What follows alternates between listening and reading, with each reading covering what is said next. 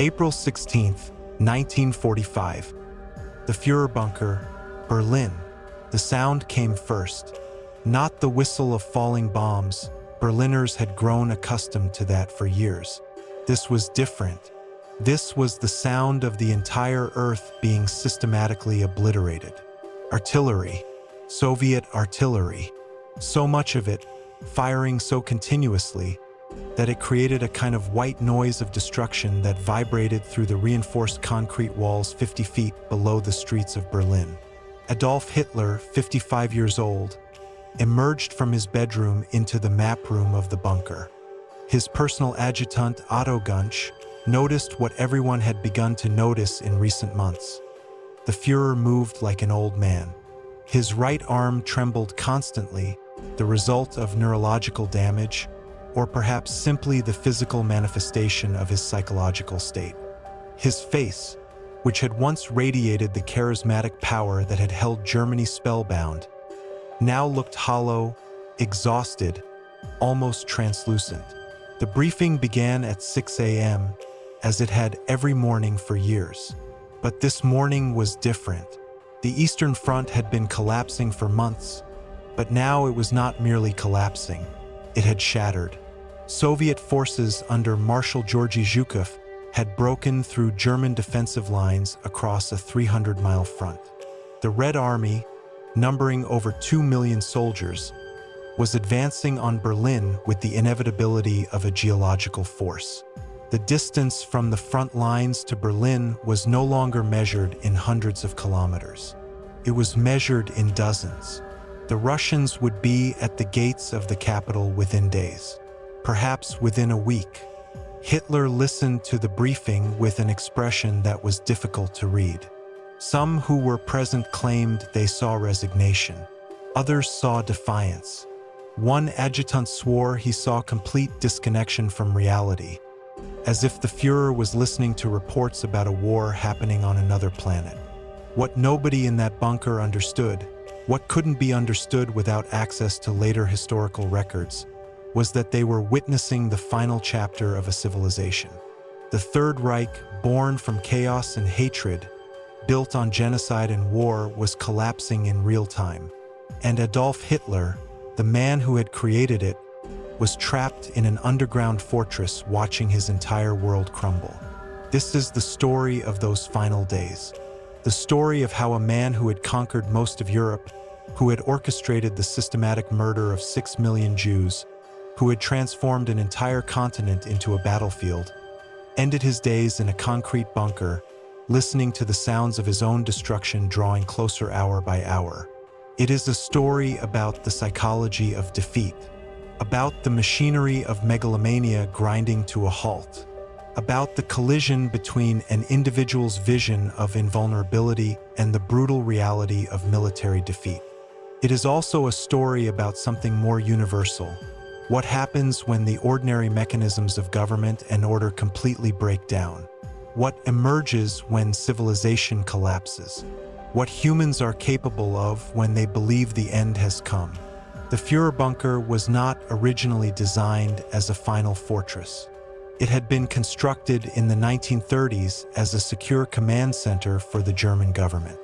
It consisted of two main structures: the Führerbunker, which housed administrative offices and living quarters for senior officials, and the Führerbunker proper, which was Hitler's personal residence and command center. The entire complex was buried 50 feet underground, protected by reinforced concrete walls 6 feet thick. In theory, it was invulnerable to aerial bombardment. In theory, it could shelter the Nazi leadership while the war raged above. Theory and reality had diverged significantly by April 1945. The bunker that had seemed so secure now felt like a tomb. The ventilation systems, which had been engineered to filter out poison gas from potential chemical attacks, struggled to process the smoke and dust from constant artillery bombardment. The electrical systems, powered by generators burning precious fuel, sometimes failed. The water systems backed up. The sanitation became increasingly problematic.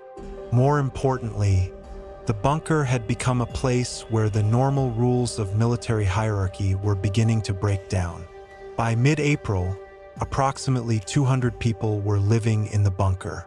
There was Hitler himself, his partner Eva Braun, whom he had finally married in the bunker in a ceremony on April 28, 1945. There were senior Nazi officials including Joseph Goebbels, the Minister of Propaganda, and his wife Magda. There were military officers, adjutants, secretaries, guards, doctors, and hangers-on hoping that proximity to Hitler might somehow protect them from the catastrophe approaching. But as the Soviet artillery grew closer and the reality of defeat became undeniable, the psychological atmosphere of the bunker began to transform. Fear spread. Paranoia intensified. The certainties that had held the Nazi regime together began to disintegrate. The bunker's occupants were trapped in a contradiction. They were simultaneously the most powerful people in Germany and completely powerless. They could no longer issue orders that would be obeyed. The armies they commanded were fragmenting or surrendering. The cities they ruled were falling to enemy forces. The entire system of control that had held Germany under Nazi domination for 12 years was evaporating. And yet, in this enclosed space, the rituals of the Nazi regime continued. Hitler still held briefings. Officials still reported to him. The fiction of command and control was maintained even as the reality crumbled outside. It was, in a very real sense, theater. Kabuki theater performed in a bunker as the world burned. To understand what happened in the Führerbunker during those final days, it is necessary to understand who Adolf Hitler had become by April 1945. The Hitler of the early 1930s, the charismatic orator who had mesmerized the German people, had been replaced by someone fundamentally different. The man in the bunker was isolated, physically deteriorating, increasingly detached from reality. His health had been failing for years. He suffered from chronic stomach problems. He had tremors in his hands, possibly symptomatic of Parkinson's disease or the result of neurological damage. He was medicated constantly with various drugs administered by his personal physician, Dr. Theodor Morell, medications that almost certainly included amphetamines, painkillers, and various other compounds whose exact composition remained unclear. More importantly, Hitler had become increasingly isolated from reality. He had spent the last years of the war in various command headquarters, rarely visiting the front lines, rarely seeing the actual devastation his war had caused. When military officers brought him reports of catastrophic defeats, he frequently refused to believe them. When he was shown photographs or evidence of the true state of affairs, he would alternate between rages and episodes of catatonic withdrawal. The psychologist who would later study Hitler's final days described him as exhibiting signs of severe psychological break with reality. He had developed an almost religious certainty in his own destiny. He believed, despite all evidence to the contrary, that miracle weapons would yet save Germany. He believed that his mere presence could still inspire the German people to victory. He believed, even as Soviet tanks approached Berlin, that some final stroke of genius would reverse the entire course of the war. This was not optimism. This was psychosis. Traudl Junge, one of Hitler's secretaries during those final days, left a detailed account of his behavior. She described a man who would oscillate between lucid moments where he acknowledged the collapse of the war effort and episodes where he would spend hours discussing his architectural visions for a rebuilt Berlin, speaking about the future as if the war had already been won. He seemed to exist in multiple time periods simultaneously, she wrote. Part of him was in the bunker in April 1945, confronting defeat. Part of him was still in 1940, basking in his triumph over France. Part of him was in some imaginary future where he had rebuilt Germany into a monumental civilization that would last 1,000 years. This fragmentation of consciousness, this inability to fully integrate the reality of defeat, may explain some of what would happen in the coming days.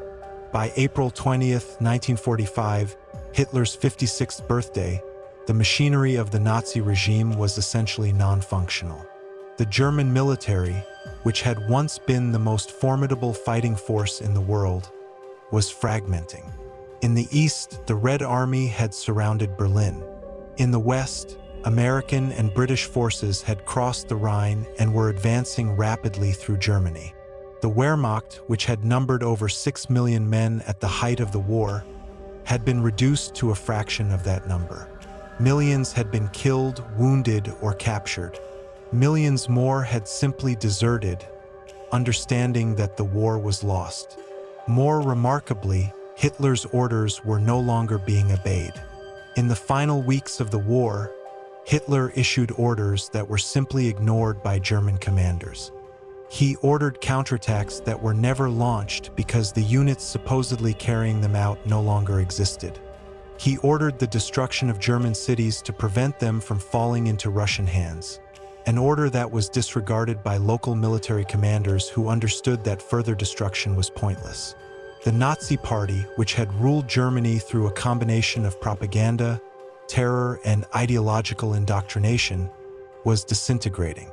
Party officials were either dead, captured, or had fled. The propaganda apparatus that had managed German information for 12 years was no longer functional.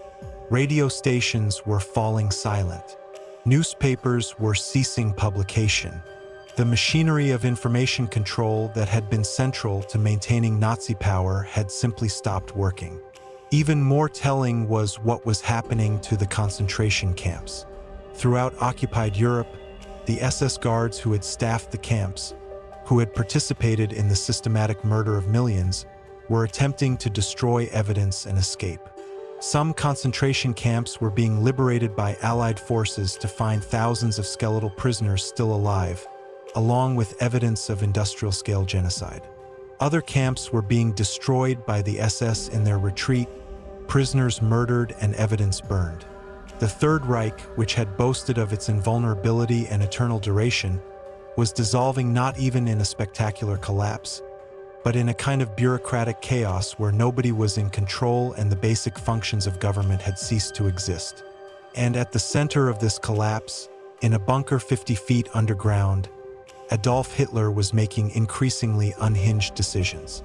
On April 25, 1945, Hitler received news that shattered what remained of his psychological equilibrium.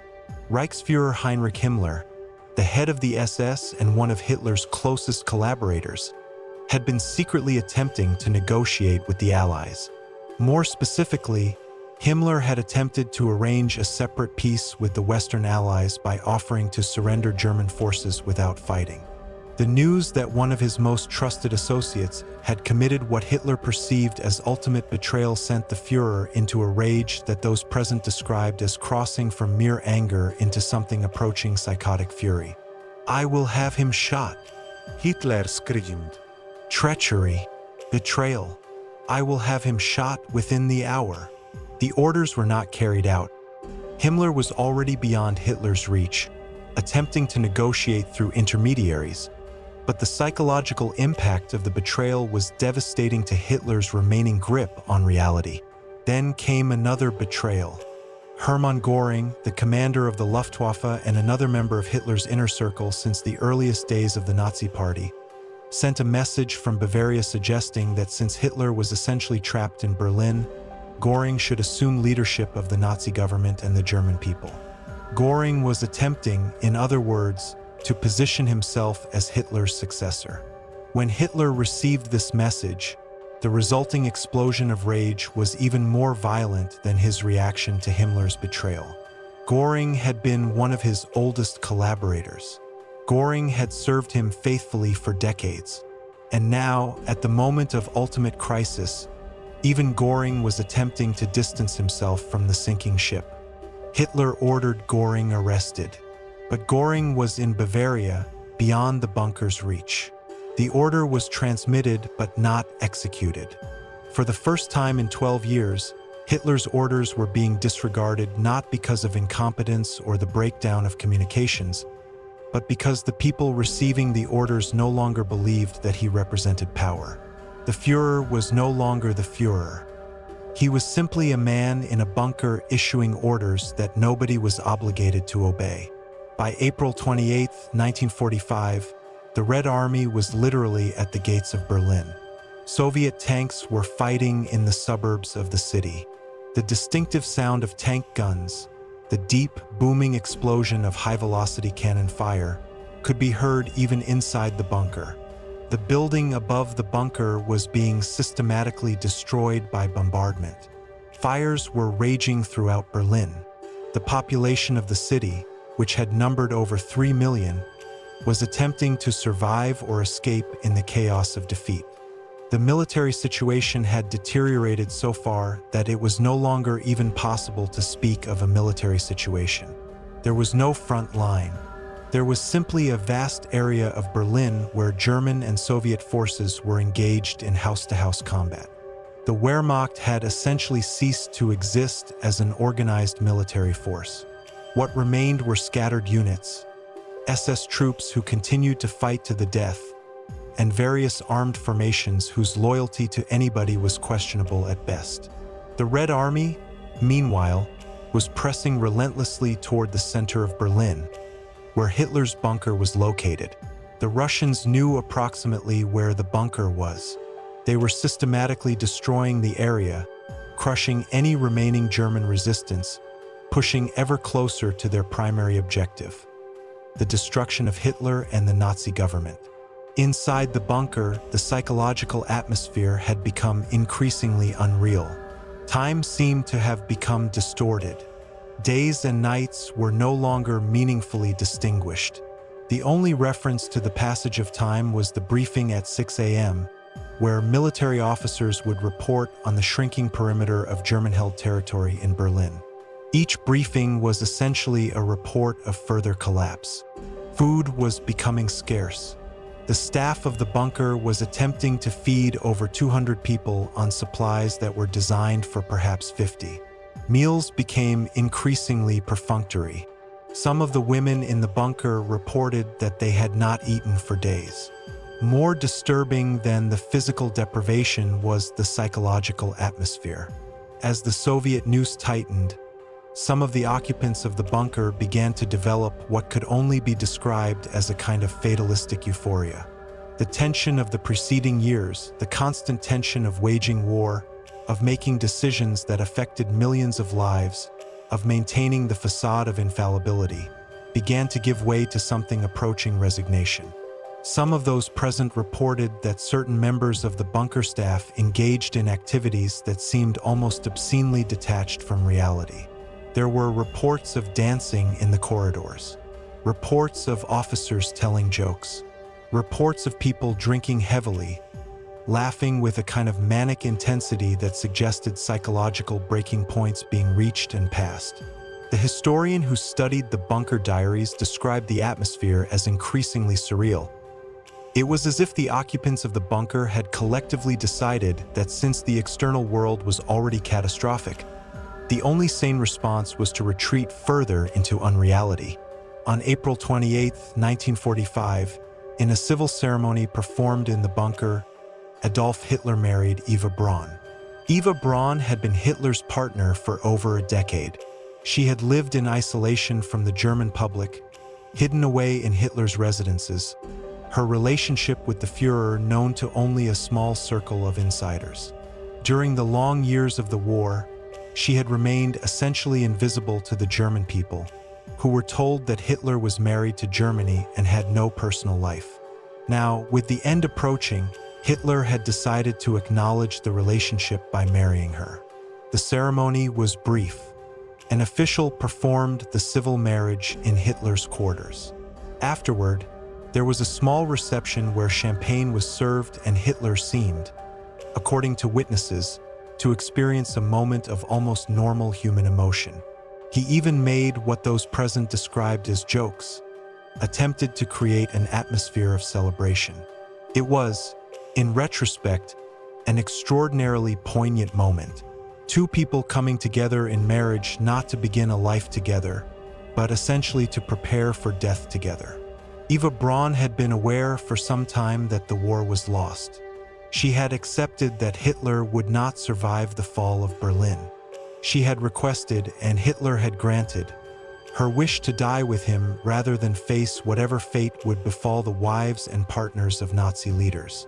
The marriage was not a beginning but a prelude to a double suicide.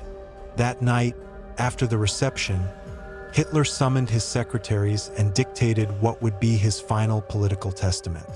The testament was remarkable for what it revealed about Hitler's psychology in defeat.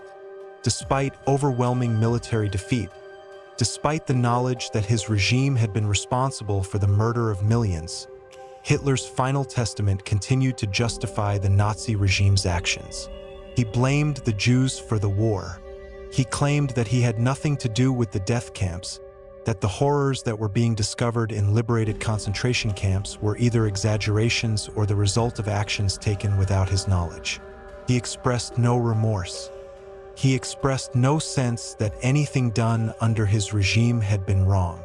Instead, he ranted against his enemies, expressed defiant pride in what the Nazi regime had accomplished, and called upon the German people to continue resisting even though the war was clearly lost.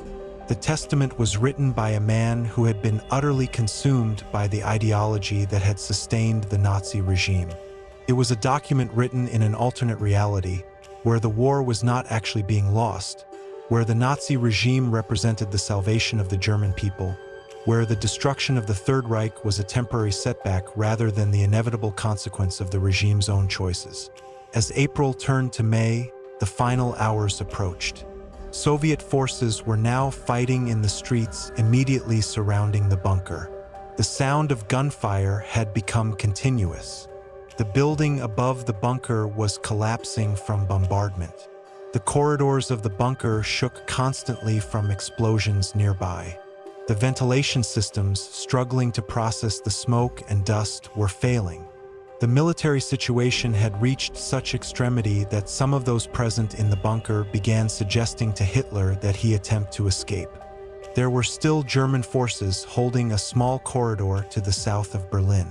If Hitler could reach those forces, he might be able to escape to Bavaria, where the war might continue for some time before final collapse.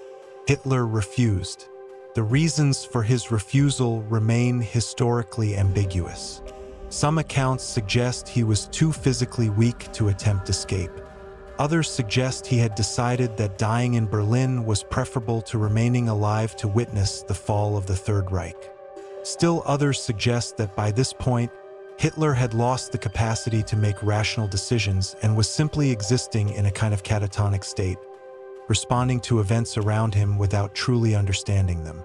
What is clear is that Hitler began to distribute his personal possessions among those who had served him in the bunker. He seemed, for the first time, to be saying goodbye, not just to individuals but to the world itself. On April 30th, 1945, Hitler called for the officer responsible for his security and made clear what his final wishes were. He wished to die by his own hand rather than be captured by Soviet forces. He had heard, correctly, reports of what the Soviets were doing to capture German officers. He did not wish to face the humiliation of capture or the Soviet conception of justice. He made arrangements for those present to ensure that his body would be cremated and the ashes scattered, so that his remains could never be found or desecrated by his enemies. The machinery of his own death had been set in motion. April 30th, 1945, approximately 3:30 p.m., the bunker was shaking continuously from nearby explosions. The Soviet artillery had advanced so far that the bunker itself was becoming a target. Reports were coming in that Soviet troops had reached the street level immediately above the bunker. It was not a question of whether the Russians would reach the bunker, but when. Hitler remained in his quarters with Eva Braun. Trusted adjutants were posted outside the door. The rest of the bunker staff had been ordered to remain in the corridor, away from the private quarters. What happened in those final minutes remains, in important respects, a matter of historical conjecture. Nobody was actually present in the room when Hitler died, but witnesses who were in the adjacent corridor reported what they observed and heard. At approximately 3:30 p.m., there was a sound that witnesses described as a gunshot, a single shot. Immediately afterward, smoke began to seep from beneath the door to Hitler's quarters. The adjutants opened the door to find Hitler dead, slumped in his chair. Eva Braun was also dead. She had taken cyanide. Hitler had shot himself using his personal pistol. The deaths were immediate and complete. What followed was a scene that, even by the standards of the collapsing Third Reich, seemed surreal. Following Hitler's prearranged instructions, several junior officers wrapped the bodies in blankets and carried them out of the bunker to the ground level, which was under bombardment from Soviet artillery and subject to small arms fire from advancing Soviet troops. The bodies were placed in a shell crater, gasoline was poured over them, and they were set on fire. The cremation was not complete. It was interrupted by renewed Soviet bombardment and the advancing front line, but enough of the process had been completed that the remains were largely destroyed and rendered unrecognizable. By evening, Soviet forces would occupy the bunker. They would search it extensively, looking for Hitler's body, but would find nothing definitive. The remains that were recovered and subsequently examined by Soviet intelligence were sufficiently fragmented that absolute identification was not possible. There would be rumors for decades, conspiracy theories suggesting that Hitler had escaped, that his body had been transported to South America, that somewhere, somehow, he had survived. But these were fantasies born from the inability of many people to accept that the war's end was so mundane, so utterly lacking in dramatic closure. The leader who had affected to control the destiny of Europe was dead. His body burned in a shell crater in Berlin as Soviet artillery continued to pound the city. What happened to the other occupants of the bunker was varied and, in many cases, tragic. Joseph Goebbels, Hitler's Minister of Propaganda, understood that there was no future for him in a post-Nazi world. Goebbels had been perhaps the most ideologically committed member of Hitler's inner circle. He had dedicated his entire adult life to the Nazi cause. He had used his propaganda ministry to lie to the German people, to justify the war, to suppress information about Nazi atrocities. Rather than face capture by the Soviet forces who were advancing into Berlin, forces whose soldiers had suffered terribly at Nazi hands, Goebbels chose suicide. But before his own death, he killed his 6 children. He then had his wife administer a lethal injection, and he shot himself. It was an act of murder-suicide rationalized as preferable to capture. It represented, in miniature, the mentality of the Nazi regime. When faced with the consequences of your actions, the preferred response was to destroy everything around you before destroying yourself. Himmler, the Reichsführer of the SS who had attempted to negotiate separately with the Allies, was captured by British forces. When he was recognized and arrested, he bit down on a cyanide capsule he had concealed in his teeth and died in British custody. His body was examined and records were made of it, but it was subsequently lost, disposed of in an undisclosed location at the direction of British intelligence, who were concerned that his remains might become a focus for Nazi sympathizers. Göring, after some time evading capture, was eventually taken prisoner by American forces. He was tried at Nuremberg for war crimes. He was convicted and sentenced to death. On the night before his execution, he killed himself with a cyanide capsule, avoiding the humiliation of being hanged like a common criminal. The rest of the Nazi leadership, the hundreds of other officials, military officers, SS commandants, and various functionaries who had kept the Nazi regime functioning, faced various fates. Some were tried at Nuremberg. Some were tried by various Allied war crimes tribunals. Some were simply shot by Soviet forces. Some managed to escape and live relatively peacefully into old age, their crimes unpunished. The machinery of Nazi governance simply ceased to exist. The thousands of officials who had administered the concentration camps, who had issued the orders to murder millions, who had made the Nazi system function, they scattered, fled, hid, adapted. In the months and years following the end of the war, the scale of the Nazi regime's crimes became apparent. The death camps where millions had been systematically murdered were liberated by Allied forces. The evidence of the Holocaust, the structures, the records, the testimony of survivors was documented and preserved. The total death toll of the war became clear. Approximately 70 million people had died, either in combat or as a result of Nazi policies. That includes approximately 6 million Jews murdered in the Holocaust. It includes approximately 25 million Soviet citizens killed. It includes millions of others: Roma, disabled people deemed unfit, political prisoners, soldiers, civilians caught in bombardment. It was a catastrophe on a scale that was difficult for human consciousness to fully comprehend. It represented the deliberate destruction of entire populations, entire ways of life, entire cultures. And it had all been set in motion by decisions made by the man who had died in the bunker on April 30th, 1945. The question that historians and philosophers have grappled with ever since is, how was this possible? How had a person risen to power in a modern European nation-state? How had he convinced millions of people to participate in his vision of racial genocide? How had an entire industrial apparatus been devoted to mass murder? The answer is complex and troubling. It involves the historical circumstances of post-First World War Germany. It involves the economic desperation of the German people after the financial collapse of the early 1930s. It involves the seductive power of ideologies that promise simple solutions to complex problems. It involves the capacity of humans to rationalize evil as necessity. It involves, most fundamentally, the human capacity for delusion. To understand what happened in the Berlin bunker, and ultimately to understand how the Second World War occurred at all, we must understand something about Adolf Hitler as a human being. He was not a supernatural force. He was not possessed by demonic powers.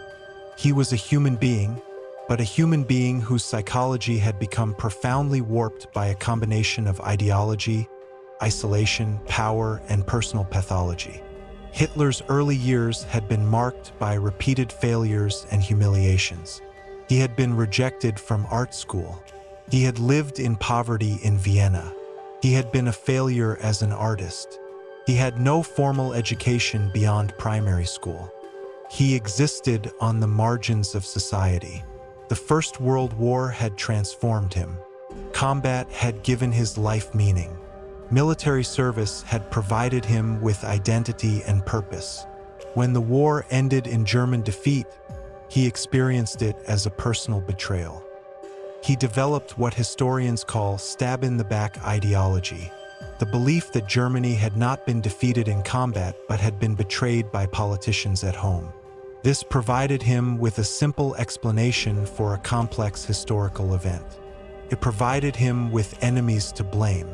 It provided him with a narrative of victimhood that paradoxically empowered him to seek revenge.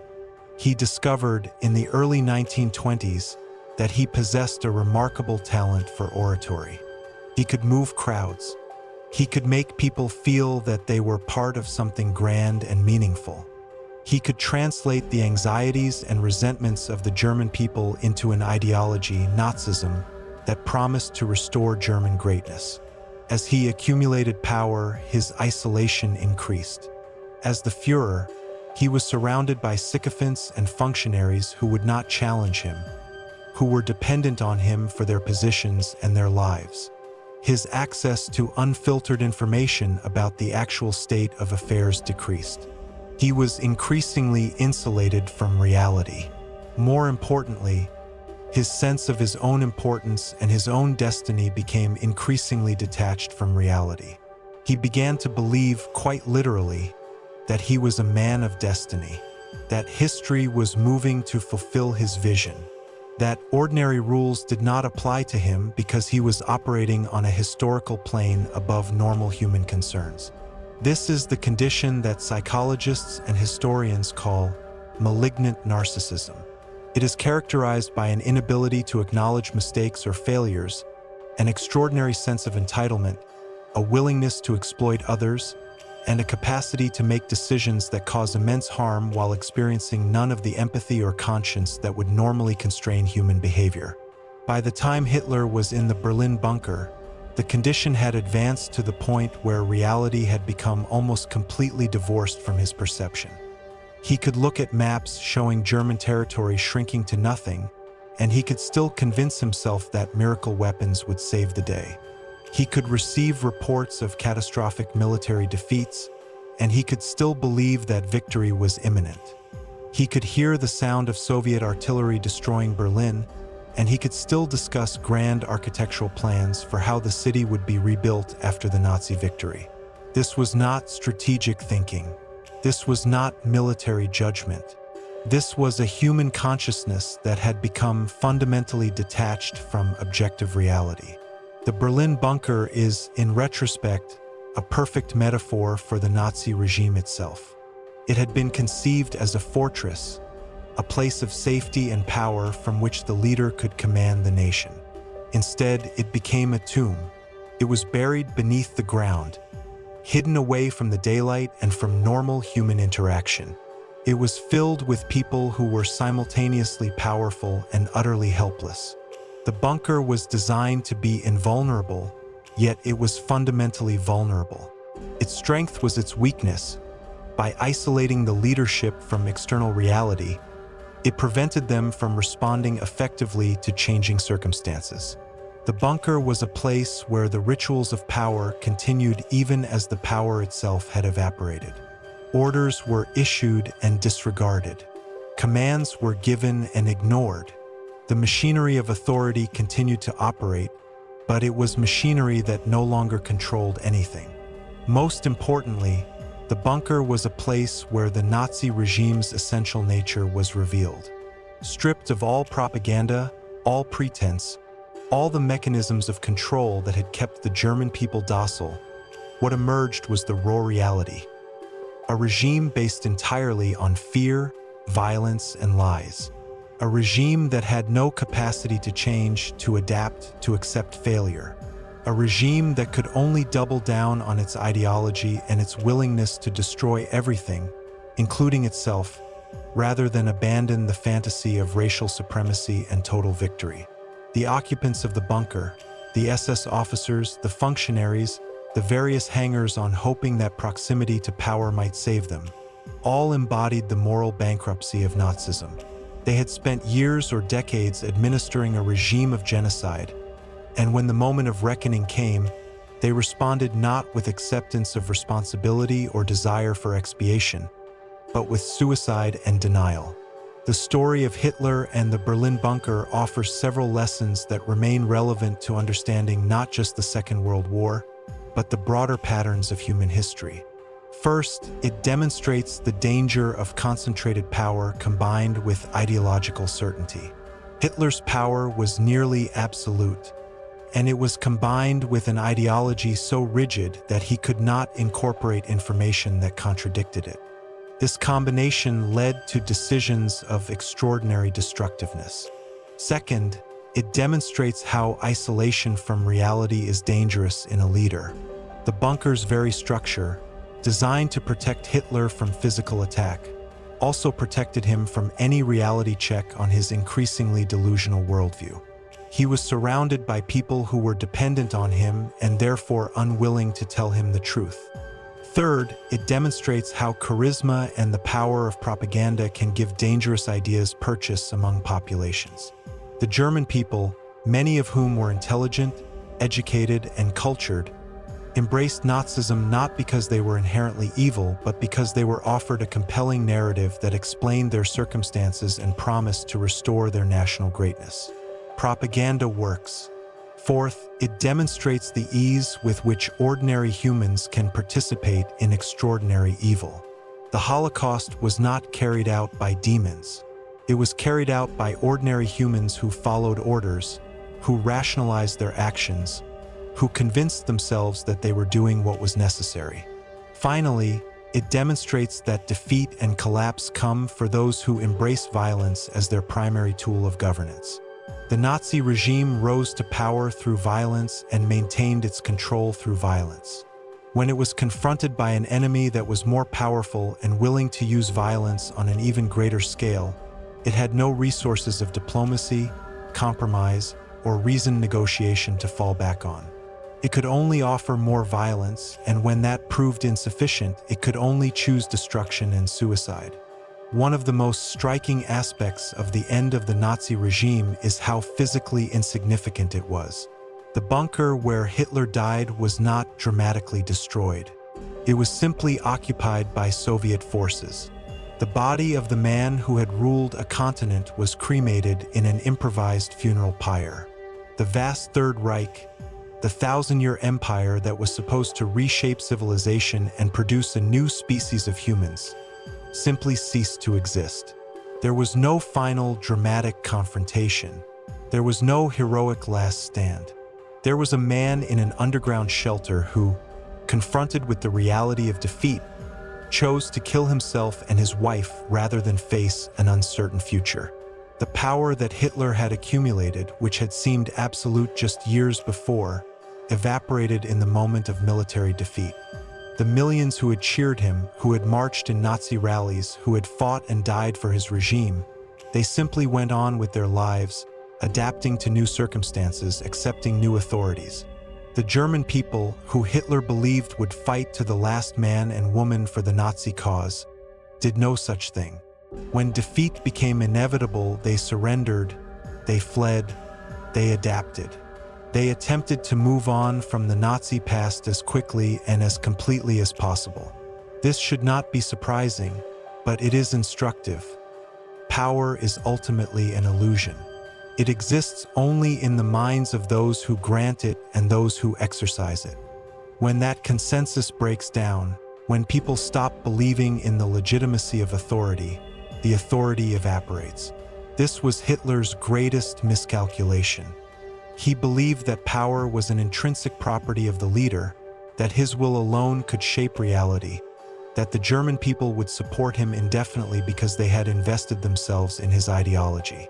What he had actually built was a system that was entirely dependent on continuous military success. The moment military success ceased, the entire edifice began to collapse. The Berlin bunker was not unique to Hitler or to Germany. Throughout history, falling regimes have created similar sanctuaries for their leadership.